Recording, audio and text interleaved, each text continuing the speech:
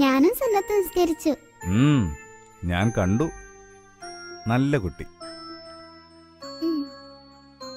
പിന്നെ നിസ്കരിക്കുമ്പോൾ അങ്ങോട്ടും ഇങ്ങോട്ടും ഒന്നും നോക്കരുത്.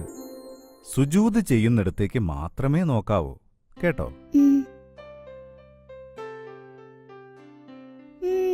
അപ്പൊ എങ്ങനെയാ ഞാൻ നോക്കുന്നത് ഉപ്പ കണ്ടത്? ഉപ്പയും തിരിഞ്ഞു നോക്കിയിട്ടുണ്ട് അല്ലേ? ഉപ്പ നമസ്കരിച്ചു കഴിഞ്ഞപ്പോഴാ മോൻ നമസ്കരിക്കുന്നത് കണ്ടത്.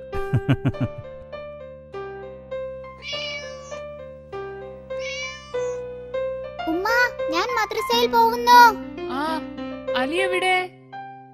അവൻ സൈക്കിളിൽ വരാന്ന് പറഞ്ഞു. അസ്സലാമു അലൈക്കും. വഅലൈക്കും അസ്സലാം. വാ, നമുക്ക് പോകാം. ഉമ്മ, അലി. ഉമ്മ, ഞാൻ പോവാ. അസ്സലാമു അലൈക്കും. വഅലൈക്കും അസ്സലാം. മോനെ, സൂക്ഷിച്ചു പോണേ. ശരി ഉമ്മ. പൂച്ചക്കുട്ട, എന്റെ കൂടെ മദ്രസയിൽ വരുന്നോ? നിനക്ക് അൽഫ് ബ പഠിപ്പിച്ചു തരാം. ഇതേതക്ഷരം?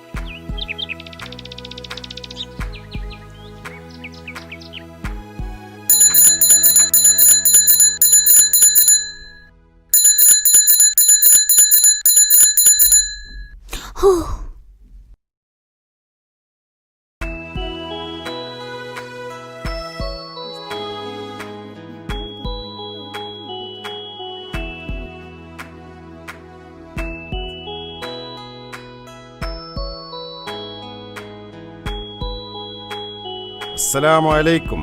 വഅലൈക്കും അസ്സലാം. അല്ലാ,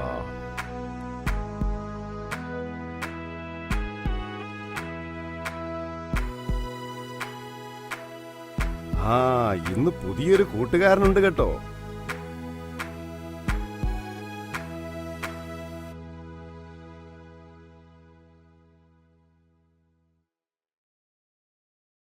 എന്താ മോന്റെ പേര്? സാലിം. സാലിം, ഇരുന്നോളൂ. നിങ്ങളിൽ ആരൊക്കെ നോമ്പെടുത്തിട്ടുണ്ട്? ഞാൻ നോമ്പെടുത്തിട്ടുണ്ട്. എല്ലാരും നോമ്പെടുത്തിട്ടുണ്ട്. നമ്മൾ നോമ്പെടുക്കുന്നത് എന്തിനാണെന്നറിയാമോ? നമുക്ക് സ്വർഗം കിട്ടാൻ. അതെ, നോമ്പെടുക്കുന്നതിലൂടെ നമ്മൾ മനസ്സിലാക്കേണ്ട ഒരു കാര്യമുണ്ട്. എന്താണെന്നറിയോ നിങ്ങൾക്ക്? എന്താ? പറഞ്ഞു തരാം. നോമ്പെടുത്താൽ നമുക്ക് നല്ല വിശപ്പനുഭവപ്പെടാറില്ലേ? നോമ്പില്ലെങ്കിൽ നമുക്ക് വീട്ടിൽ നിന്ന് നല്ല ഭക്ഷണം കിട്ടും. പിന്നെ വയറ് നിറച്ച് കഴിച്ചിട്ട് നമ്മൾ കളിക്കാൻ പോകും, അല്ലേ? അപ്പോൾ വിശപ്പ് എന്താണെന്ന് നമ്മൾ അറിയുന്നേയില്ല. എന്നാൽ ആവശ്യത്തിന് ഭക്ഷണം കിട്ടാത്ത എത്രയോ മനുഷ്യരുണ്ട് ഈ ലോകത്ത്.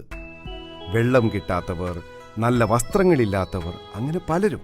അങ്ങനെ പ്രയാസപ്പെട്ട് ജീവിക്കുന്നവരുടെ പ്രയാസങ്ങൾ അനുഭവിച്ചറിയാനും അവരെ സഹായിക്കണമെന്നുള്ള വിചാരമുണ്ടാവാനും നോമ്പെടുക്കുന്നതിലൂടെ നമുക്ക് സാധിക്കണം. മനുഷ്യർക്ക് ഈ ഭൂമിയിൽ ജീവിക്കണമെങ്കിൽ ഭക്ഷണവും വെള്ളവും വായുവും എല്ലാം വേണം. ഇല്ലെങ്കിൽ നമുക്ക് ജീവിക്കാനാവില്ല. ഇതൊക്കെ ആരാണ് നമുക്ക് തരുന്നത്? അല്ലാഹു. അതുകൊണ്ട് തന്നെ മനുഷ്യൻ ഏറ്റവും കൂടുതൽ സ്നേഹിക്കേണ്ടതും നന്ദി കാണിക്കേണ്ടതും നമ്മെ പോറ്റി വളർത്തുന്ന അല്ലാഹുവിനെയാണ്. പിന്നെ ആരോടാണ് നാം ഏറ്റവും കൂടുതൽ നന്ദി കാണിക്കേണ്ടതെന്ന് അറിയാമോ? മാതാപിതാക്കളോട്. അതെ, മാതാപിതാക്കൾ നമ്മെ ഏറെ പ്രയാസപ്പെട്ടാണ് വളർത്തി വലുതാക്കുന്നത്. നമുക്ക് ആഹാരവും ഉടുപ്പുകളും എല്ലാം ഒരുക്കി തരുന്നത് മാതാപിതാക്കളാണ്. നമ്മെ ഏറെ വാത്സല്യത്തോടെ നോക്കി വളർത്തുന്ന മാതാപിതാക്കളെ വേദനിപ്പിക്കുന്ന യാതൊന്നും നമ്മൾ പറയാനോ ചെയ്യാനോ പാടില്ല. അവർ വൃദ്ധരാവുമ്പോൾ അവർക്ക് വേദനയുണ്ടാക്കുന്ന ചെറിയ വാക്കുപോലും പറയരുതെന്ന ഖുർആൻ പറഞ്ഞിരിക്കുന്നത്. സ്വന്തം മക്കൾക്ക് വേണ്ടി അവർ എന്തെല്ലാം കഷ്ടപ്പാടുകളാണ് സഹിക്കുന്നതെന്നറിയാമോ? ഞാനൊരു കഥ പറഞ്ഞു തരട്ടെ നിങ്ങൾക്ക്. ഉം, ഒരിക്കൽ സത്യവിശ്വാസികളുടെ ഉമ്മയായ ആയിഷ ബീവി റളിയല്ലാഹു അൻഹയുടെ അടുത്ത് ഒരു സ്ത്രീ വന്നു. അവരുടെ 2 കുട്ടികളും കൂടെ ഉണ്ടായിരുന്നു. അവർക്ക് നല്ല വിശപ്പുണ്ടായിരുന്നു. ആയിഷ ബീവി അവർക്ക് 3 ഈത്തപ്പഴങ്ങൾ കൊടുത്തു. ആ ഉമ്മ 2 എണ്ണം കുട്ടികൾക്ക് കൊടുത്തു. 3-ാമത്തെ ഈത്തപ്പഴവും കയ്യിലെടുക്കുന്നത് കണ്ടപ്പോൾ ആ ഉമ്മ അത് കഴിക്കുമെന്നാണ് എല്ലാവരും വിചാരിച്ചത്. പക്ഷേ ആ ഉമ്മ എന്തു ചെയ്തെന്നോ? 2 കഷ്ണമാക്കി അതും കുട്ടികൾക്ക് തന്നെ കൊടുത്തു. നല്ല വിശപ്പുണ്ടായിട്ടും ആ ഉമ്മ ഒരു കഷ്ണം പോലും കഴിച്ചില്ല. അത്രയ്ക്ക് വാത്സല്യവും കരുണയുമുള്ള ആ ഉമ്മയ്ക്ക് സ്വർഗമാണുള്ളതെന്ന് നബി സല്ലല്ലാഹു അലൈഹി വസല്ലം പറയുകയുണ്ടായി.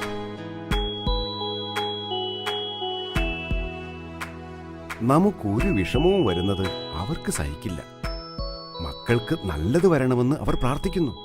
നമ്മൾ നല്ലവരായി വളരണമെന്ന് അവർ ആഗ്രഹിക്കുന്നു, അല്ലേ? ഉം. അതുകൊണ്ട് നമ്മൾ എപ്പോഴും നമ്മുടെ മാതാപിതാക്കൾക്ക് വേണ്ടി മനസ്സൊരുക്കി അള്ളാഹുവിനോട് പ്രാർത്ഥിക്കണം. ഉസ്താദ്, എന്താണ് നമ്മൾ പ്രാർത്ഥിക്കേണ്ടത്?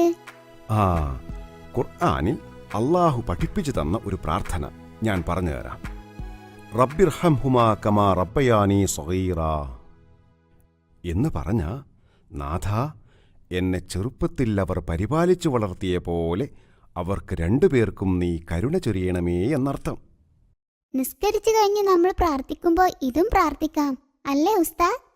തീർച്ചയായും 5 നേരവും നമ്മൾ അവർക്ക് വേണ്ടി പ്രാർത്ഥിക്കണം. എന്നാൽ ഞാൻ ഒന്നുകൂടി പറഞ്ഞുതരാം, നിങ്ങളും കൂടെ പറഞ്ഞോളൂ. റബ്ബിർഹംഹുമാ റബ്ബിർഹംഹുമാ കമാ റബ്ബയാനി സഗീറാ. കമാ റബ്ബയാനി സഗീറാ. റബ്ബിർഹംഹുമാ റബ്ബിർഹംഹുമാ കമാ റബ്ബയാനി സഗീറാ.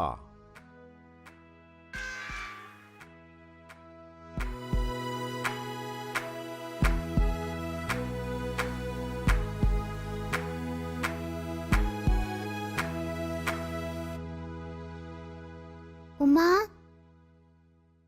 ആയിഷ, നീ എവിടെ പോയതായിരുന്നു? പറയൂ, താങ്കൾ എന്തിനാണ് ഹനാന്റെ വീട്ടിൽ പോയത് എന്നാണ് ഉമ്മ ചോദിക്കുന്നത്. പുസ്തകം വാങ്ങാൻ പോയതാ ഉമ്മ? ഞാൻ അന്ന് പറഞ്ഞിരുന്നില്ലേ മദ്രസയിലെ സാലിമിനെ പറ്റി? ഞങ്ങൾ അവന്റെ വീട് കണ്ടു. ചെറിയ വീടാ. പാവം കുട്ടിയാട്ടോ സാലിം. അവന് ഉമ്മ മാത്രമേ ഉള്ളൂ. അവിടെ വേറെ ആരുമില്ലേ? ഇല്ല, അവന്റെ ഉമ്മ വീട്ടുജോലിക്ക് പോവാറാണത്രേ. അവന്റെ ഉമ്മയാണെങ്കിൽ പനിയായിട്ട് കിടപ്പില്ല. പെരുന്നാളായിട്ട് സാലിമിന് പുതിയ ഉടുപ്പുകളൊന്നും വാങ്ങിയിട്ടില്ല. എവിടെയാ അവന്റെ വീട്? ഹനാന്റെ വീടിന്റെ അടുത്തൂടെ ഒരു ഇടവഴിയില്ലേ, ഉം. അതിലൂടെ നേരെ പോയാൽ ഒരു ചെറിയ വീട് കാണാം, അവിടെയാ.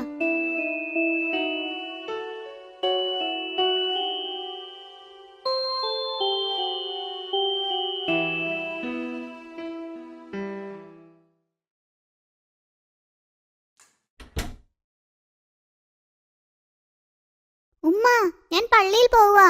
അസ്സലാമു അലൈക്കും.